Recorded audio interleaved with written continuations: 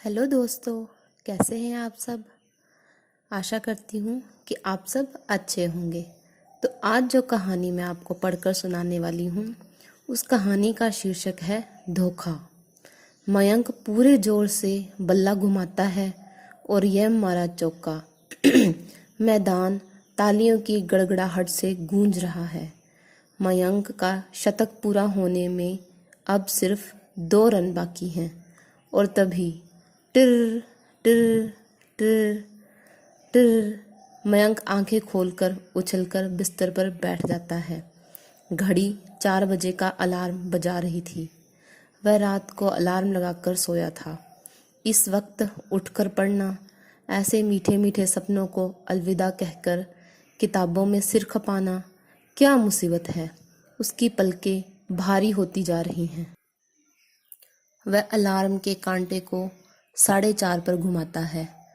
आधा घंटा और सो ले, शतक पूरा कर ले, फिर उठेगा। 4:30 बजे का अलार्म बजता रहा। मयंक सोता रहा। पिछले 3 दिनों से मयंक के साथ यही हो रहा है। परीक्षा सर पर आ गई है। वैसे परीक्षा हर साल होती है, मगर इस बार यदि मयंक प्रथम आ गया तो पापा उसे स्कूटी लेकर देंगे। 8 बजे मयंक की नींद टूटी। उठते ही उसे भूख का एहसास हुआ। हाथ मुंह धोते वक्त मयंक ने सोचा कि वह नाश्ता करते ही पढ़ने बैठ जाएगा और 12 बजे से पहले नहीं उठेगा। उसे यह तय करके उसने डटकर नाश्ता किया, फिर कंप्यूटर पर गेम खेलने बैठ गया ताकि पढ़ाई से पहले अपने खेलने का कोटा पूरा कर सके और फिर निश्चिंत होकर पढ़ाई कर सके। 10:30 बजे गेम का हीरो बनने के बाद मयंक ने अंगड़ाई ली और मम्मी को चाय बनाने को कह आया ताकि चाय पीकर सुस्ती उतारकर पढ़ाई कर सके। वह अपनी मेज़ कुर्सी पर जम गया। उसने आस्तीनें चढ़ाई और पहलवान की तरह ललकारते हुए गणित की किताब उठा ली। बहुत सयाने हो, उसके कानों में आवाज़ आई। समझते हो बाकी सब बेवकूफ़ हैं। बाहर मम्मी और सब्जी वाले में बात चल रही थी। मयंक सुनता रहा। जब दीवार घड़ी ने टन टन टन कर 11 बजाए तो मयंक चौंका। 1 कप चाय बना लाओ सोमू। उसकी छोटी बहन सोमी वहीं एक कुर्सी पर थी, किताब पढ़ रही थी। सिर उठाकर बोली, जी हाँ, आप आराम फरमाइए, मैं अभी बना के लाती हूँ चाय। उसके स्वर में चिंगारियाँ थी। दोबारा कुछ कहना बेकार था। थोड़ी चुस्ती लाने के लिए उसने बैडमिंटन का बल्ला और चिड़िया संभाली और दीवार पर शॉट मार मार कर खेलने लगा। 12 बजे मम्मी ने खाने के लिए बुला लिया। इतना अच्छा खाना बनाया था मम्मी ने कि वह खाता ही चला गया। उसका पेट भर गया मगर मन नहीं भरा, और जब मन भरा तब पेट ज़रूरत से ज़्यादा भर गया था। दोपहर का समय और ठसाठस भरा पेट। झपकी आई और नींद में बदल गई। जब 3:30 बजे मयंक उठा तो सिर भारी हो रहा था। हाथ मुंह धोने के लिए जाते समय उसकी नज़र कैलेंडर पर पड़ी तो उसका दिल धक से रह गया। परीक्षा में सिर्फ 2 हफ्ते बचे हैं और करीब सारे विषय पढ़ने हैं। कल रात को जब सोया था तो मन में यह उम्मीद लेकर कि कल सभी विषयों का एक एक अध्याय पूरा कर लेगा, उसका दिल डूबने लगा। पक्का इरादा रखने के बावजूद वह पढ़ क्यों नहीं पाता। उसका बस चलता तो वह दिन की शुरुआत दोबारा करवा लेता। मयंक ने सोचा, क्यों न वह तुषार से मिल आए। शायद तुषार से 2-4 काम की बातें ही मालूम हो जाएं। तुषार अपने कमरे में पढ़ रहा था।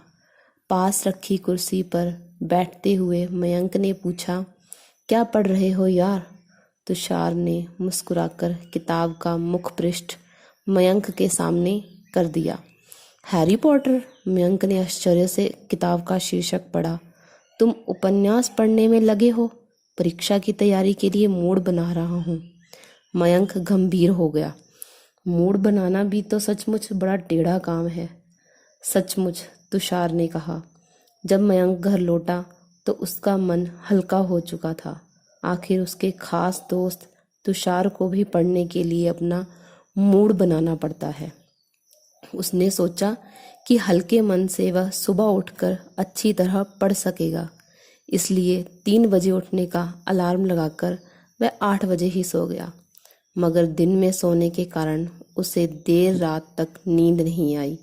वह यूं ही करवटें बदलता रहा। रोज की तरह वह आज भी 8 बजे ही उठा।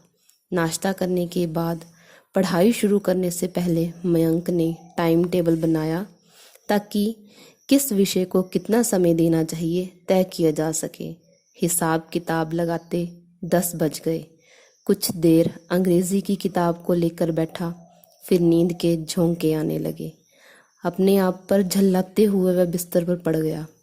तीसरे पहर उसे पिताजी ने उठाया। क्या बात है मयंक, आजकल क्या सपनों में पड़ते हो? नहीं नहीं डैडी, मयंक ने घबराकर कहा। मैं तो ज़रा फ्रेश होने के लिए सो गया था। तो सोने से पहले तुम बासी होते हो क्या? पिताजी ने कहा।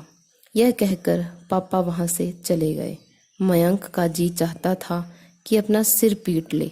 अगर इसी गति से पढ़ता रहा तो कायदे से फेल भी नहीं हो पाएगा। शाम होते ही उसके कदम तुषार के घर की तरफ उठ गए। उससे मिलकर उसका दिल हल्का हो जाता था।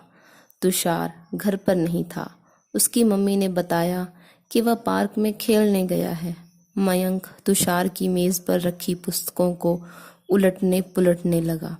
मयंक ने पहली पुस्तक और लेखक का नाम पढ़ा, हैरी पॉटर। फिर कवर पलटकर पहले पन्ने पर नजर डाली, अंग्रेजी। यह क्या? मयंक ने पन्ने पलटे। यह तो अंग्रेजी की पुस्तक थी। उसके चेहरे का रंग उतर गया। अंग्रेजी की पुस्तक एक तरफ पलटकर उसने दूसरी पुस्तक उठाई। उसके मुख पृष्ठ के नीचे सामाजिक अध्ययन की पुस्तक थी। मयंक ने मेज पर सारी किताबें देख डाली। उपन्यास, कहानी के रंग बिरंगे मुख पृष्ठों के नीचे पाठ्य पुस्तकें उसका मखौल उड़ा रही थी। मयंक सिर पकड़कर वहीं बैठ गया। इतने में तुषार पार्क से लौट आया। मयंक ने उसे जलती हुई आंखों से घूरा और बिफर कर चीखा, धोखा देते हो, अपने दोस्त को गुमराह करते हो, यही है तुम्हारी इंसानियत। तुषार चुपचाप सुनता रहा। जब मयंक चुप हो गया तो तुषार ने कहा, धोखा तुम दे रहे हो, अपने आप को धोखा। तुम अगर पढ़ना चाहते हो तो तुम्हें कौन रोकता है? अपना रास्ता तुम खुद नहीं पहचानोगे तो और कौन पहचानेगा? आंख मींच कर दूसरों के पीछे चलोगे तो गड्ढे में ही गिरोगे। मयंक के दिमाग पर तुषार की बातें हथौड़े की तरह पड़ रही थी, मगर उसको लग रहा था कि उस हथौड़े ने उसके दिमाग के टेढ़े मेढ़े पुर्जों को सही आकार ही दिया है, बेडौल नहीं किया है। उसकी समझ में आ गया था कि उसे मूड का नहीं, मूड को उसका गुलाम होना चाहिए। तो दोस्तों, ये थी आज की कहानी।